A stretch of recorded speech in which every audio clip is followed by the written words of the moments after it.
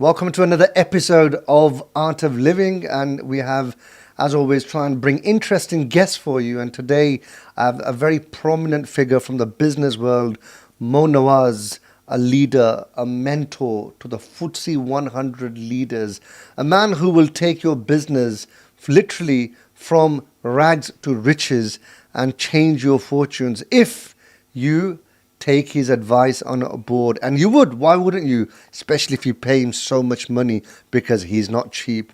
Let's talk to him today and find out what he does to change the mindsets of even the most successful people in the world of business. Assalamu alaikum wa rahmatullahi wa barakatuh. Wa alaikum assalam, wa alaikum assalam. Moe Nawaz, how you doing? Alhamdulillah, alhamdulillah. It's an honor and a pleasure to be hosting you today. I know we've been talking about this for quite a while. You're a busy man, and I've been following you on social media for a very long time as well, even though we've known each other for many, many years. But I've seen how you've transformed yourself from a businessman where you were running small businesses to now a stage where you are actually advising FTSE 100 leaders. How did that happen? I think a lot of it, we'd like to credit ourselves, but in reality, nothing happens without Allah subhanahu wa ta'ala's say and without His blessings. And Allah gives you the knowledge. He gives all of us the knowledge. It's what we do with that knowledge. Do we turn it into something for ourselves? Do we then try and share it as well? And I enjoy the learning and sharing aspects of anything to do with business and business growth, business issues. I mean, I've had businesses of my own that have been successful, and trust me, I've had probably more that have failed. But it's what we learn from our failures and continue to reflect on where we went wrong and try and turn those into lessons to try and capitalize back the money that you've lost so you can gain that back again. But again, we have to keep on reminding ourselves and remember that everything comes from Allah. There's nothing that, within us that's without His say-so.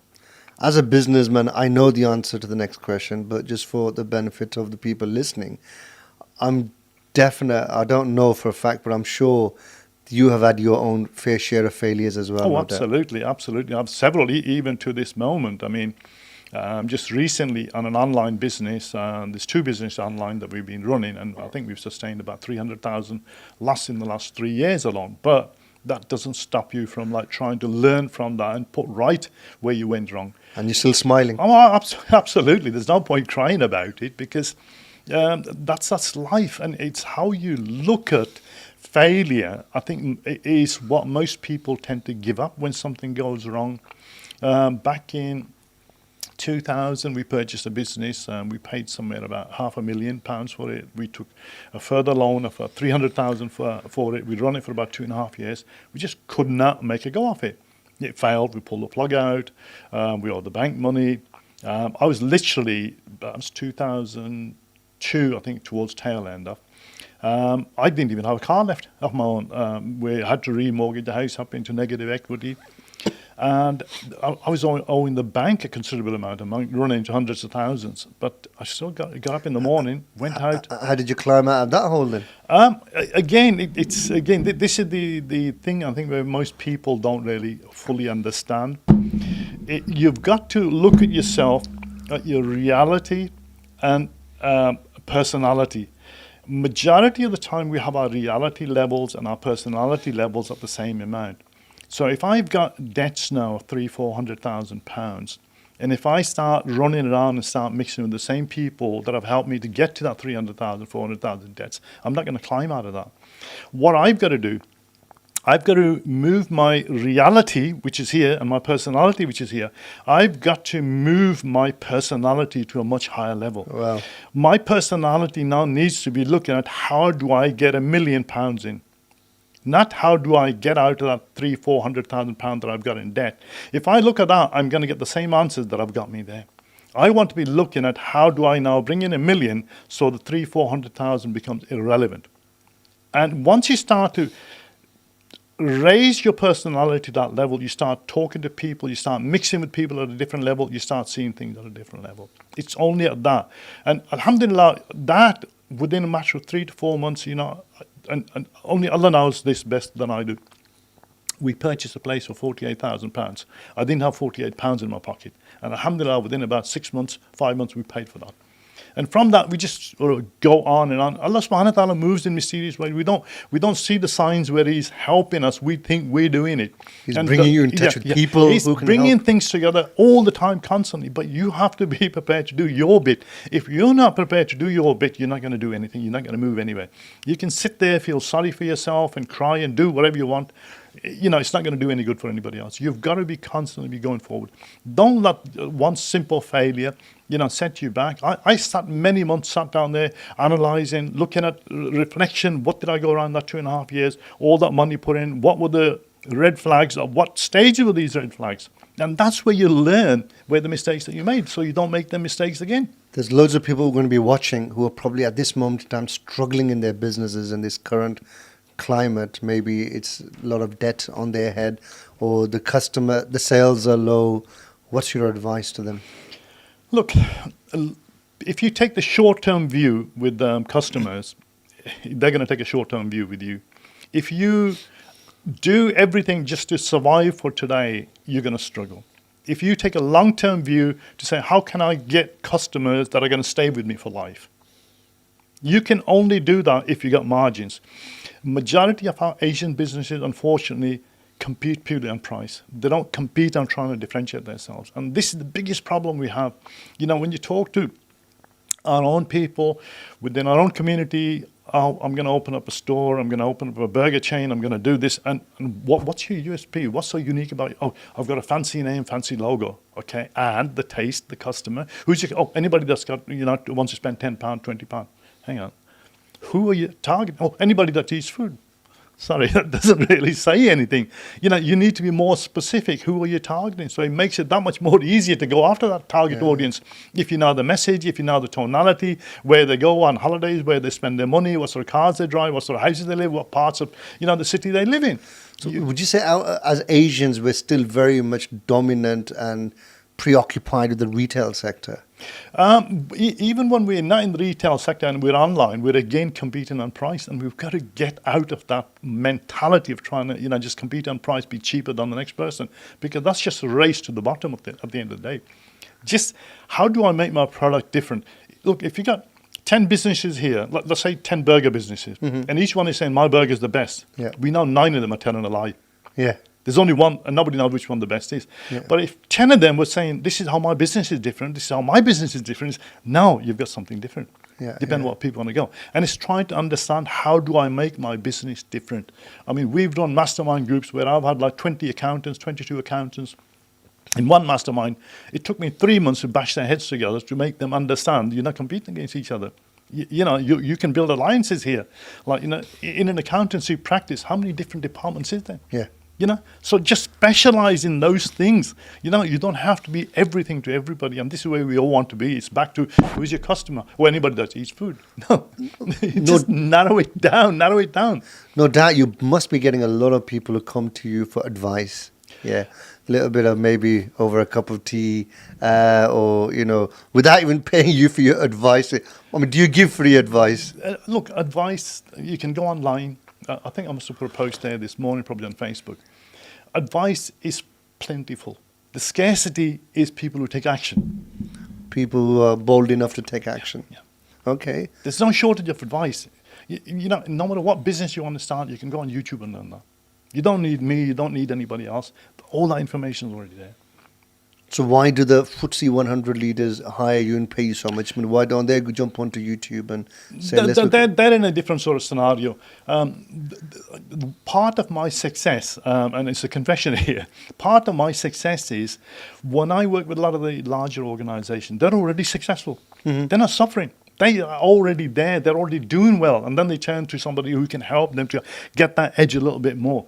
It's like saying, okay, when Tiger Woods was world's number one, why did he have a mentor? Why did he have a coach with him, working with him?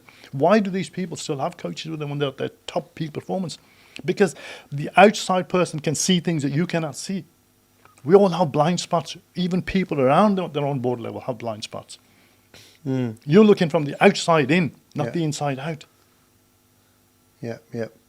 So how do you change those, get them to excel from being good to greatness in terms of, as per your own testimonials and As an awful lot of that depends on, again, psychometric profiling. So the first thing that I do if I'm working with any organization is look at the board level. So you start with the CEO, you get him to do a psychometric profile. The ones that I particularly like, and I've been using for close to 30 years, with anyone that I work with, is the Colby A Index. It's a 20 minutes psychometric profile, which basically multi-choice ABC, ABC, ABC. And what that does, it tells me how an individual behaves emotionally when asked to do something. So it comes back with characteristics. What's the individual like? Is there's four elements of that. What's the person like as a deep thinker? What's the person like at planning, creating systems and processes? What's the person like as a visionary, forward-thinking, coming up with new ideas? And what's the person like doing the physical stuff? So with those four characteristics, when I get the score back, I can then say, okay, you're the CEO. These are your strengths. We're going to focus on those. These are the people we need around you, which are your weaknesses.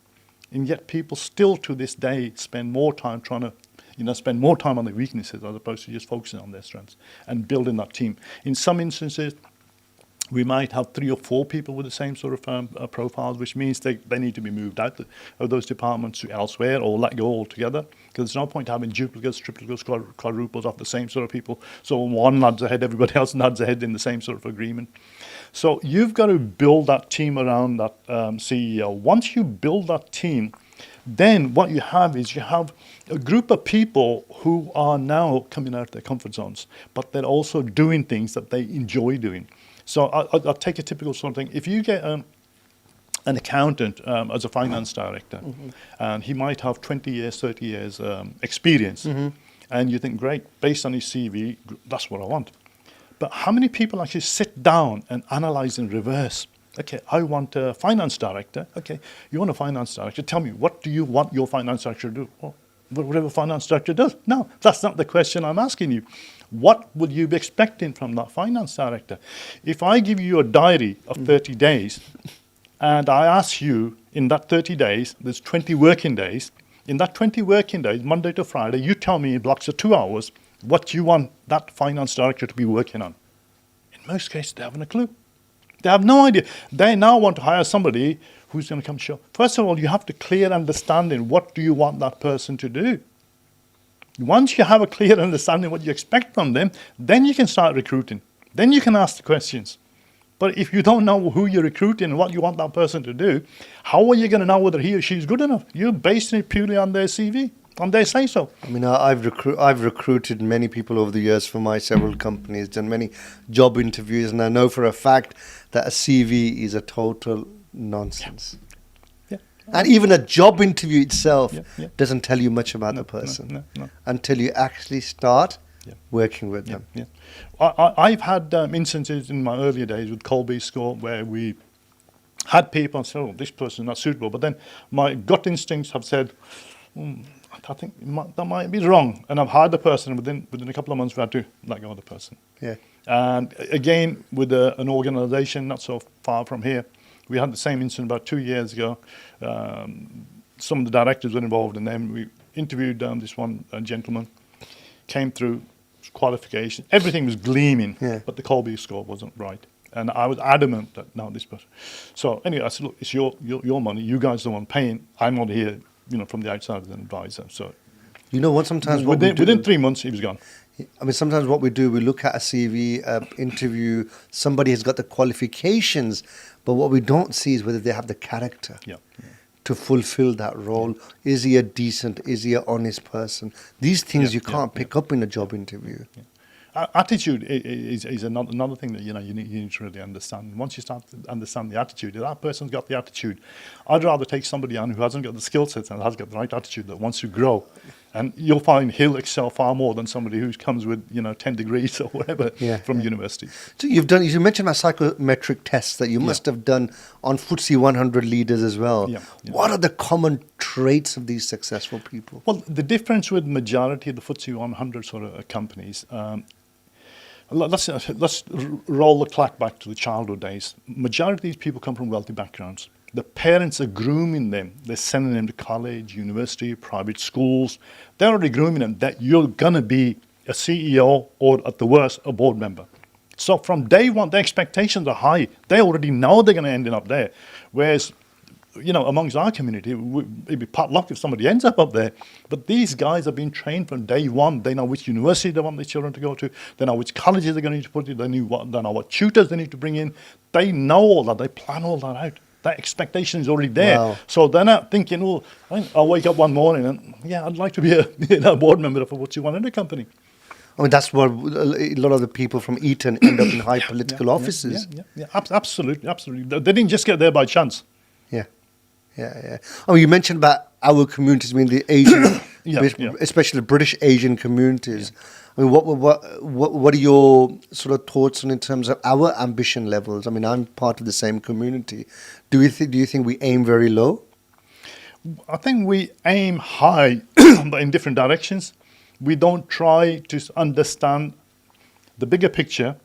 It's like saying, look, you're going to watch a football match, but you don't know nothing about football. You know everything about hockey, and you're trying to imply those rules in there. So there's a mismatch. We're playing by one rule, and everybody else is playing by another rule. So we need to learn to understand the game that they're playing, that you want to be part of. So you've got to try and understand the political situation. FTSE 100 companies, we have a very, very small percentage of ethnic people on board that are there because of their abilities. A very small percentage that are at board level because of their abilities, because they got the know-how, they got the capabilities to achieve that title that they've achieved. How do they end up there then? They've ended up there because of their abilities.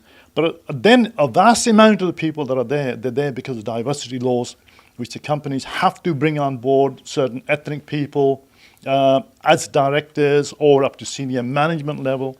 Unfortunately, most of these people that are picked are handpicked for a reason, not for their abilities, but they're picked there for their disabilities, which it's sad to say. Moe Nawaz, what you've just said there is quite a very explosive statement that many Asian people who end up in these positions are there because of discrimination, positive discrimination. Yeah. But they don't realize they're being used as tools. Really? Yeah. You are. You're being put there for a reason because it suits them. So if I was on that board and I heard that, I'd be offended. Well, no, you wouldn't be offended because they picked you because you haven't got, that mentality. You haven't got the ability to be able to figure that out yourself. You're there and you're feeling chuffed with yourself. You've achieved something, and yet have you? I mean, I'd believe that across the political spectrum. Yeah. People are chosen not because of their ability, but people are chosen because they told the party line, right? Yeah. But I would not have thought about that in a private FTSE 100 company. Hey, corporate companies the same. Really? Wow. Yeah. Don't get me wrong, there is a small percentage that are really good at it, and they've got there because of their abilities, and those guys are really, really great guys. But the bulk of people are there just to make the numbers up, to fulfill, so, here's a quota, here's diversity. We've ticked all the boxes. What about the people who try to aim high for political office, especially from the ethnic minorities? If they get I try and keep away from the politics side of it because it's no different at the end of the day, whether it's the central government, local government. We've got the same sort of thing going on. I mean, just take Birmingham, and I'm not being disrespectful. Well, I probably am, I suppose. You look at how many councillors have we got and they can't speak English properly, don't know what they're talking about. Do they really represent the community? No. Well, they're there and they forget. They're there to represent the community, their local community. They might represent the community for the first few months. After that, it's speak to my secretary. Okay, I would go with that. I understand that situation. But going back to the people of the higher echelons of private sector, I mean, you could say the same in public sector, like right at the top of NHS boards and public body boards, right? So I can get it that there's going to be some token gesture appointments, but the FTSE 100 type companies has sort of, or are they under an obligation for proportional representation?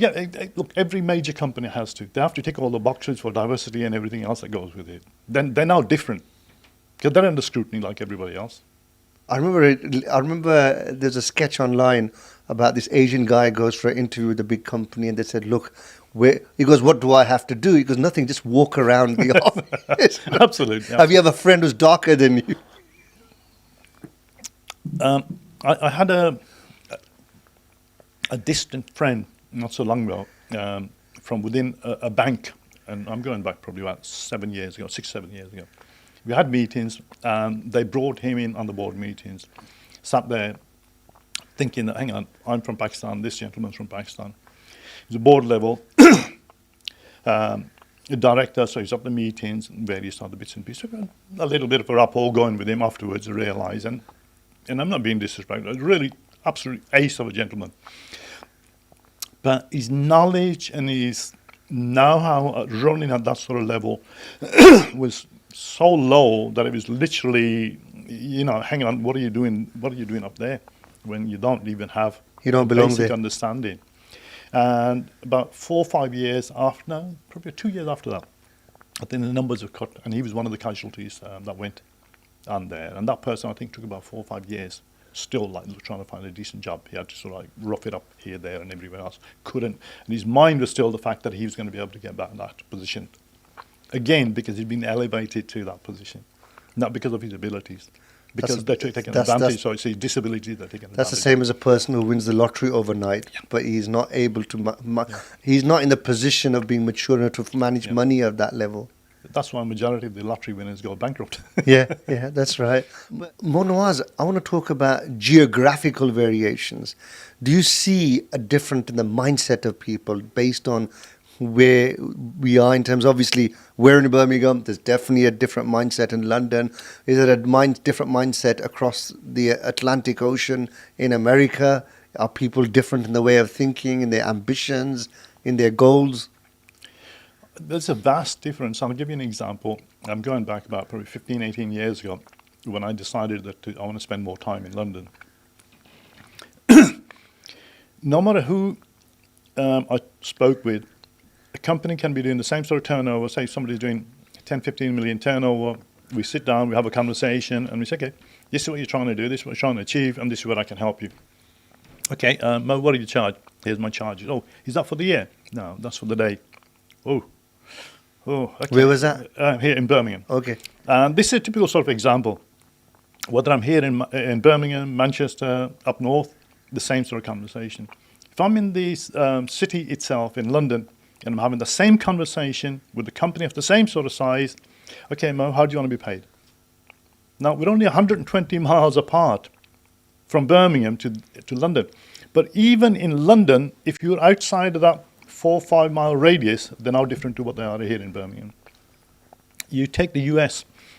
US is more open to risk. They're more open to learning. They're more open to taking a much, much higher risk than what we do in the UK. And a typical sort of example, which the public probably will understand where I'm coming from. If you take the Dragon's Den over here, which people watch, I haven't seen for the last 5 years because I stopped watching it. Why have you stopped watching? Time? A simple reason is because, all right, they're helping a lot of small businesses. But if you watch the Shark Tank, I don't know whether you ever watched that. I've seen it. Here, they're coming up, they're asking for 50,000, 10,000, 80,000, and they make a big thing out of it. Over there, they're asking for millions, and flick up, there you go. For 2%, 5%, they give you that. Because they're open to risk, they can see the opportunities, the bigger picture. Here, we're just trying to, play safe every time.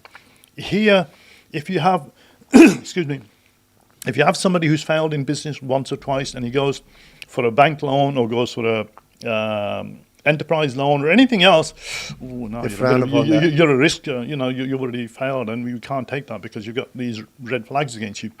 If you have that in America, you've had 2 failures, 3 failures, and then somebody else who hasn't had a failure, and they're both standing in front of a board to make a decision from the investor. The investor's going to put the money who's got the 3 failures. You've already learned your lesson, son, so we're glad to give it you. You go and learn your lesson somewhere, then come back to us. Wow. It's a totally different mindset. What about America as a market? to try and tap into any business? I think compared to UK. UK, if you look at the size of the market, we're only a small fraction.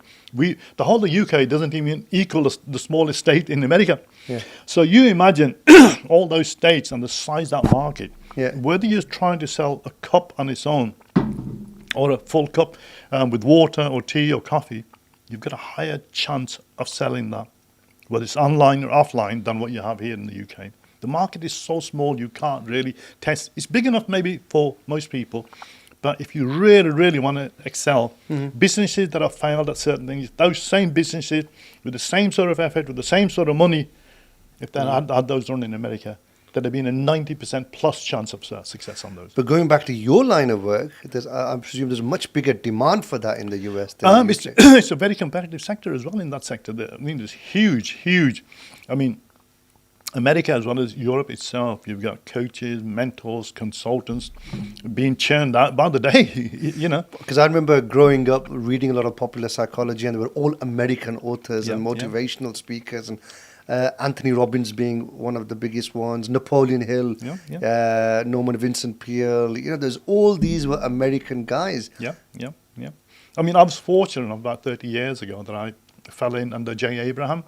He was one of my very, very earliest stage mentors. Then later on, Dan Kennedy, Rich Sheffron, Ben Gay of current, Drayton Bird.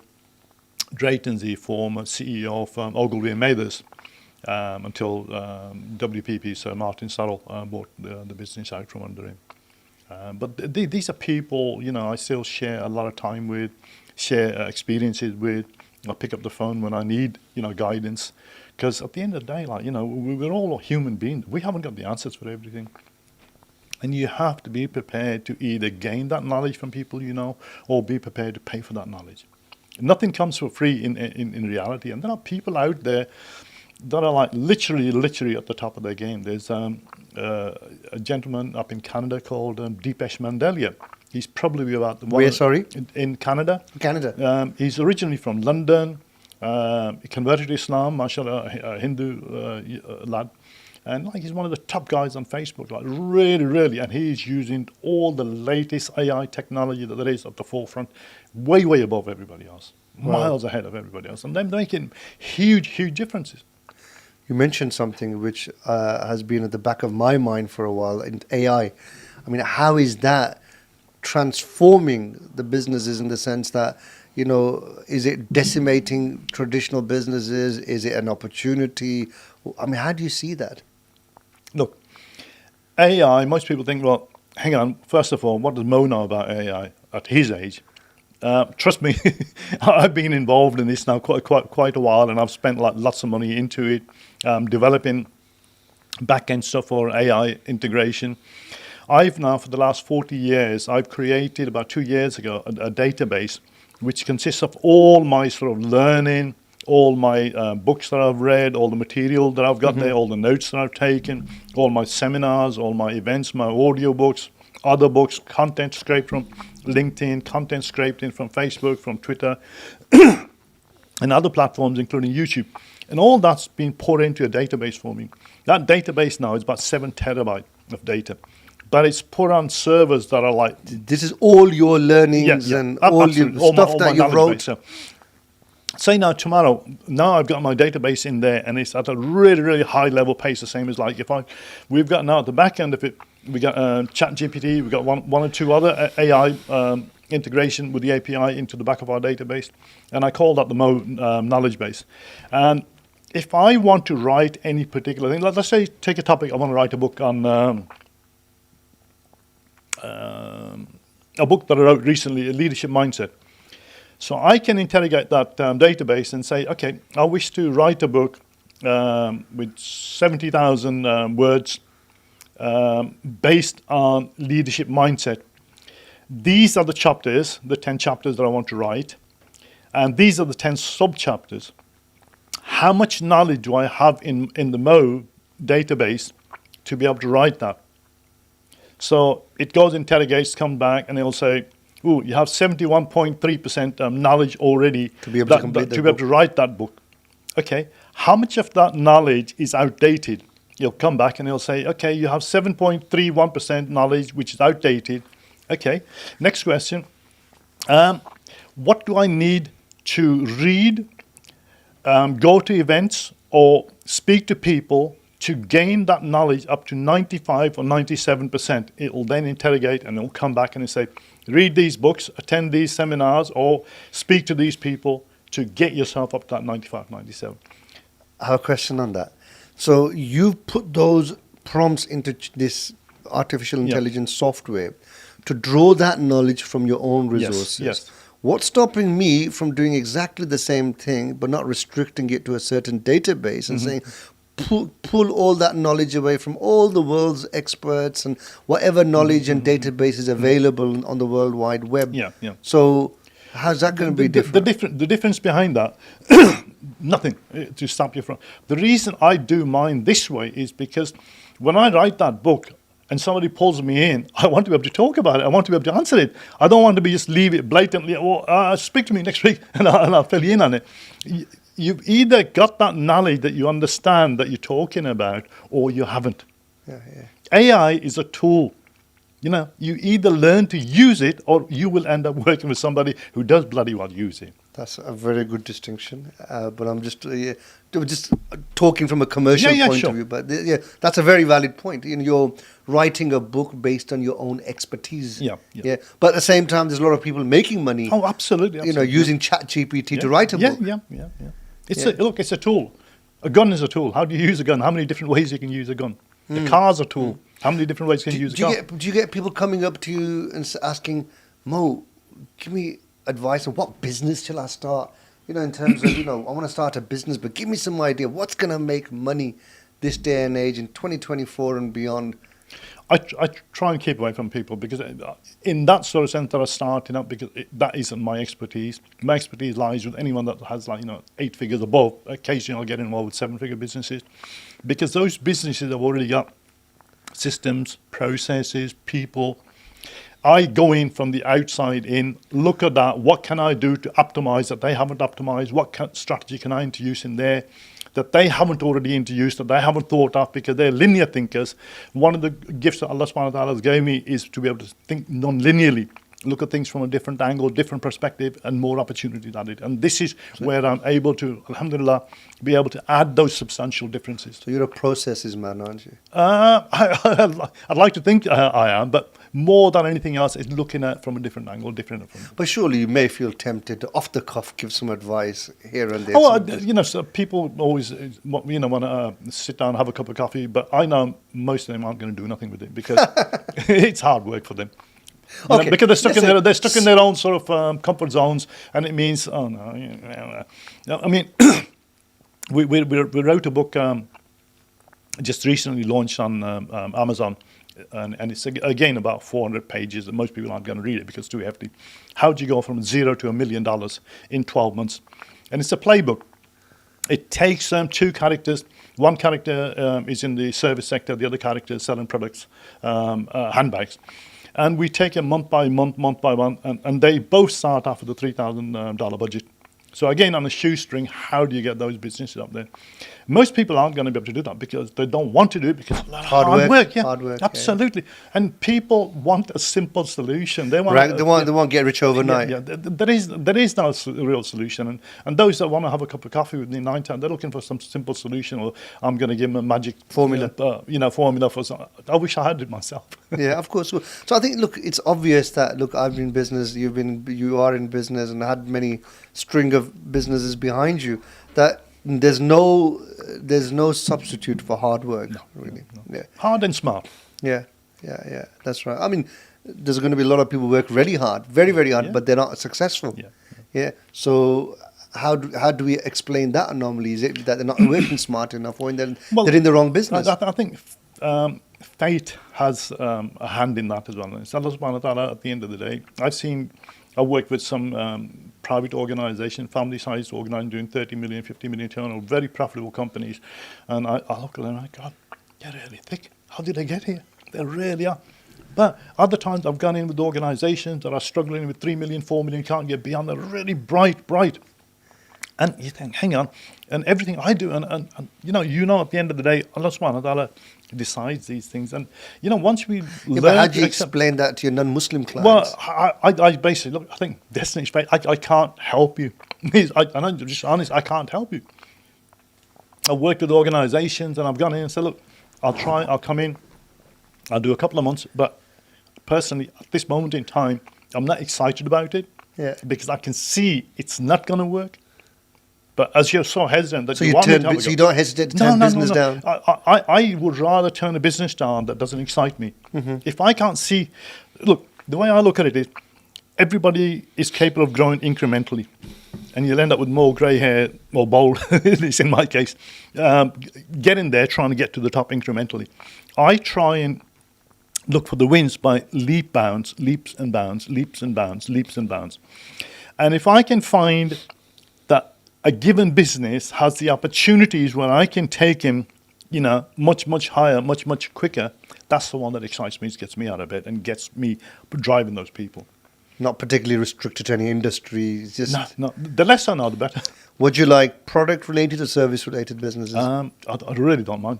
Both, anything to me, the less I know about it, the better I feel. Really? Yeah. Then I'm not tainted by what I've already done. What's been the most exciting business, without obviously mentioning names, or if you don't want to? What's the most exciting one that you've taken on? And I don't know. For me, everything that I take on is a challenge for me, and I'm excited. Otherwise, I don't take them on. I don't see it as a challenge. If it doesn't excite me, there's no challenge there. I mean, we worked with hotel chains in Dubai, Holiday Inns in particularly.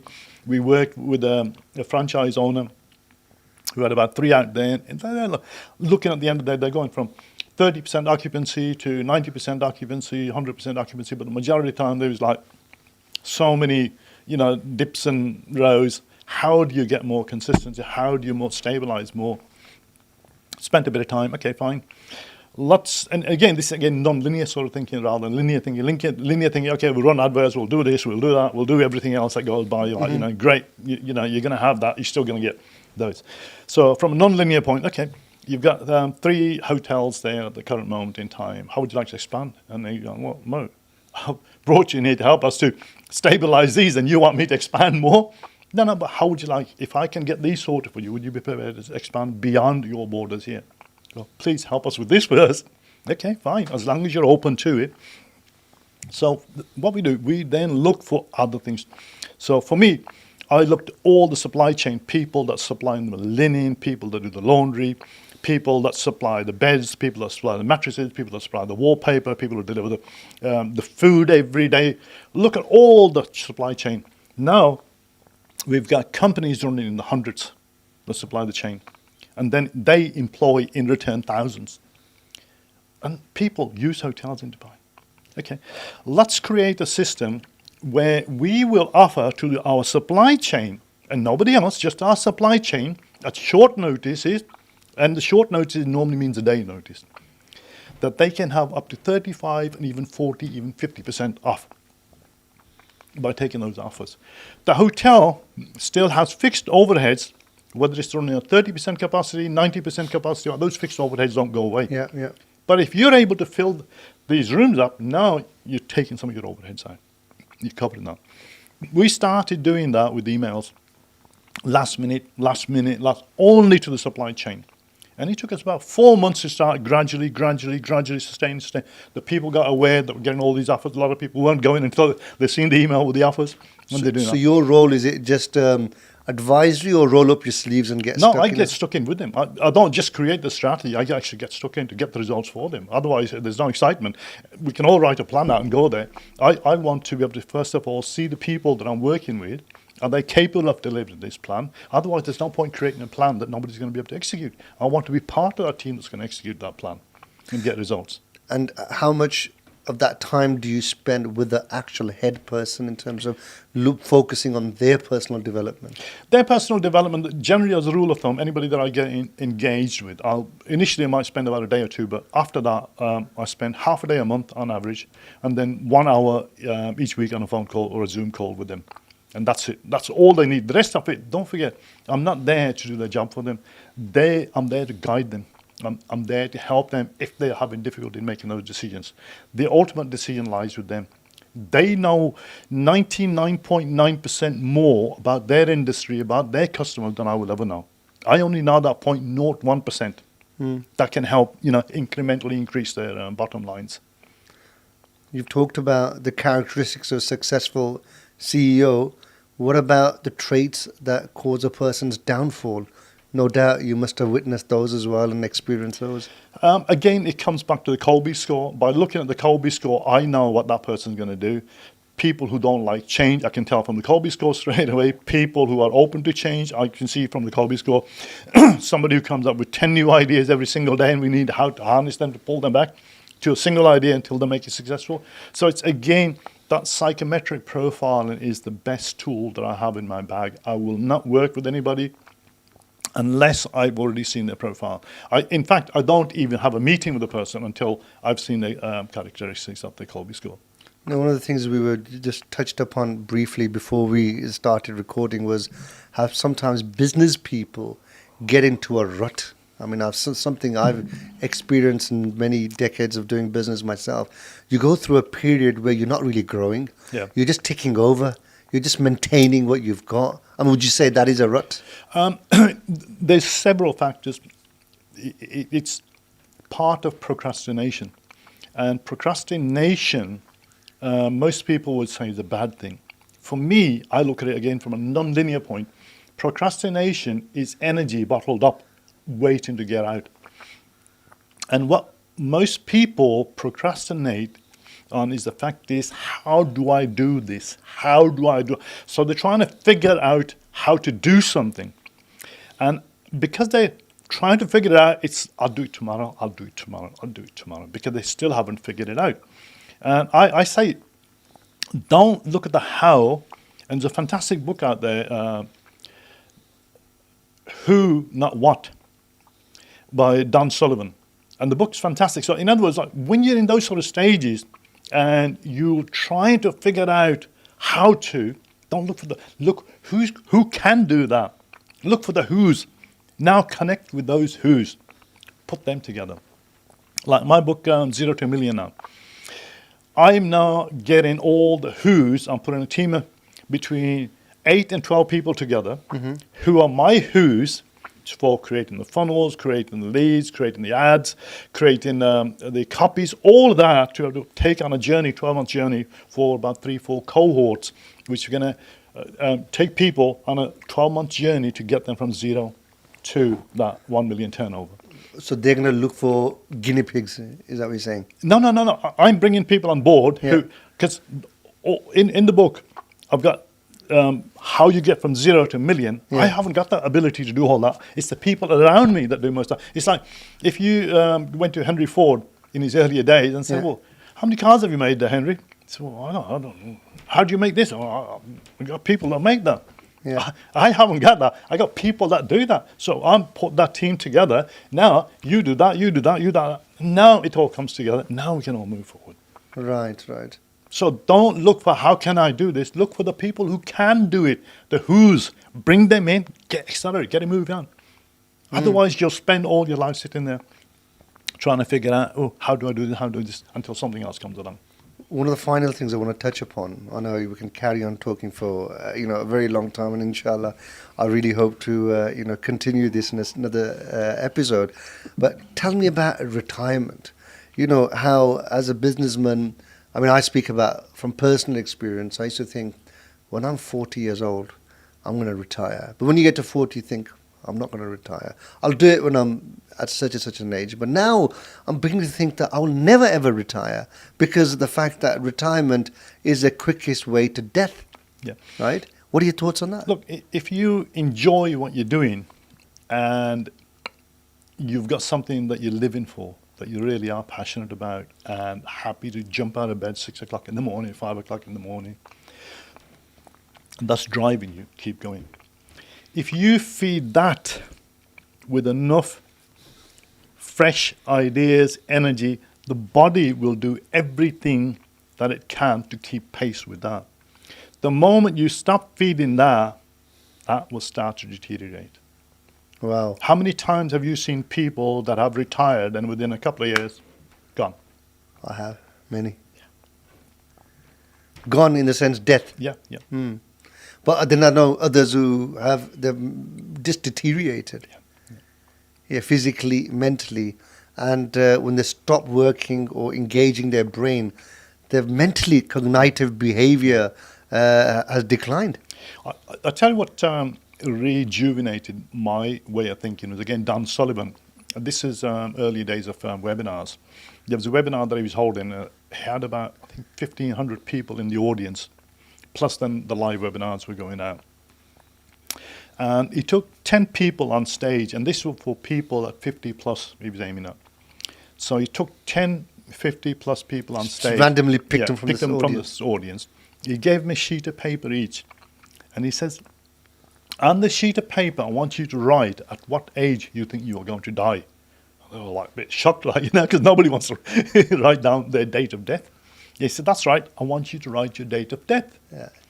So they all wrote a number. He looked at them all and didn't want any names. He just mixed them up and said, okay. 70% of you feel you're going to die before you get to 70. And 30% you believe you're going to be at 73, 75. Great, okay. Gives them another sheet of paper. At your date of death, are you going to be healthier than what you are now, physically, or worse? So again, they all wrote. 70% said they're going to be worse. 30% said they'll be better. Gives them another sheet of paper. On this sheet of paper, I want you to tell me what will you be like mentally. Mentally, will you be better and sharper than what you are today, or worse? So the paper comes back. Started coming back to the weight one, physical weight. If 70% that we're going to be More weight. Less weight, not Less more. weight. We will be healthier. So on the mental one, again, 70% more. Let's come back and say we're going to be sharper than what we are now. So you get all this data now. It's okay. You're all stood there. You're all going to die. 70% you're going to die at around about 70. 70% of you think you're going to be sharper to your date of death. 70% you think you're going to be healthier when you get to your date of death. Now, you have arrived at your date of death by two means. One is the national statistics you've been reading, or at one of your parents who reached that age. Those are the only two ways you would have arrived at your date of death. He gives them another sheet of paper. He says, now that you know that 70% of you are going to be mentally better than what your parents were, physically better than what your parents were, Yeah. or than the average person who dies at the age that you stated, how much longer do you think you're going to live? And that's amazing. They put like 20 years, 30 years, 20 years, 30 years. The odd one put like 10 years. You say, okay. Now the average person is put 30 years more. If you're in your 50s and you've been given another 30 years, that means you are now at the age of 20. Now imagine if you were in your 20s and you had the knowledge that you have now and the experience that you have now, what career would you choose? What lifestyle would you choose? What would you choose? Because you're not going to be retiring in the next 5, 10 years as you mentally might have thought before you came on here. Now you're going to be living another 30 years. What do you want to be doing for the next 30 years? And that got me really, really thinking. Up until that time, I think I had 2 books published on Amazon in them days. And they got me, next morning I started, that's it, and it really, really drives you, makes you think, There's a bit of an online movement to motivate people in their 50s now. But it's basically brings you to reality, because we're all stuck with thinking, I'm going to retire at my retirement age and I'll have a few years. And again, Dan Sullivan goes on to say, so look, most of the people, they get to the age of 65, they think they're going to retire. Yeah. Oh, I'm going to go play golf, or I'm going to go yachting, or I'm going to do this. And they go do these things. After 3 to 4 years, they get bored with it. They come back and they find, a lot of their friends have died. So now they get a smaller circle of friends, and all of a sudden, it doesn't matter, another 5 years, I'm going to be dead anyway. Yeah. So you've already started to prepare your mind and your body for shutdown. Wow. Amazing. I mean, these really are life-changing strategies, isn't it, if you really implement them and take them on board. But you've got to be able to, first of all, understand them and acknowledge, yes, I can see that, I can relate to that, I'm going to make those changes. Or you can, I'm not interested. You know, That explains And why. the same as like, I say this time in, time out to people. Oh, Allah subhanahu wa ta'ala has written my death. Yes, He has 100%, but it doesn't mean say you're going to be a great big blah blah blah at that age and be dependent on other people. Allah subhanahu wa ta'ala has gave you the will to be healthier. Yes, mashallah. Yes, we're all going to get there, but how we're going to get there is two different things. Absolutely. Are you going to get there in a wheelchair, or are you going to get there in a car, or are you going to get there with your own legs? I do find, again, focusing back on our own ethnic communities, British Asian communities, that we let ourselves go too soon in terms of health and ambition. Maybe it's changing, I don't know, but for a long time, I've seen many people in their 40s, beyond 40s, they're not looking after themselves physically. Their goals and ambitions die as they're aging as well. They get stuck in a job. So it leaves a lot to be desired in terms of what they can be doing and what they are doing. Look, it's up to individuals. It's like anything else. We can take advice, act on it, or not do anything. Anybody that's has a health problem can go on YouTube, explore it, find the solution, do something about it. About 6 years ago, I go in annually, have my blood test. 6-7 years ago, the doctor called me up and said, "Oh, can you come into the surgery?" I thought, "Shit, what's up?" He said, "Look, you're right on the verge of diabetes 2. Okay. Okay, what does that mean? He said, "Well, because you haven't quite crossed the line, you're on the verge of it, I'm going to send you to a dietitian. We'll send you an appointment." So I got an appointment come through a few days later, 2 months down the road, to see a dietitian in King's Heath. So I went online and said, "Okay, what's diabetes 2 and what's diabetes 1? Because I know diabetes, but I don't know enough about it. Diabetes 2 is a lifestyle which you can control. Diabetes 1 is family hereditary." So I started looking more into it. And, okay, these are the ways that you can reduce it. And one of the things that I used to take regularly but had stopped taking was cider organic vinegar. And that was one of the things. I thought, I haven't took that for the last year. Maybe that's made a difference. So I went and got a bottle of that again, started on it. 2 months later, when I went in to have the diabetes test, they prick your finger, put it in this little machine. And, a minute later, it tells you, "Oh, I think we made a mistake." She goes, pricks my finger again, puts it in. "Oh, you've dropped 2 points, Mr. Nawaz. How can that be in 2 months?" I said, are you on any medication for this?" I said, "No." "Oh, it's unusual in 2 months, 2-point drop." I said, "I'm on organic cider vinegar." She said, "Oh, my husband takes that. I can't stand the taste." She said, "That's probably why you don't need to see me." She said, "You can go." Wow. But it's again Taking responsibility. take a responsibility. What are we going to do about it? Yeah. The information's there. Learn, read. Absolutely. Moe Nawaz, it's been an honor and pleasure to be having this discussion, and I'd like to invite you again. I think there's so much we can talk about, and Jazakallah for coming. Thank you. It's been a pleasure. Thank you. Jazakallah. Assalamu alaikum wa rahmatullah. Allah Hafiz.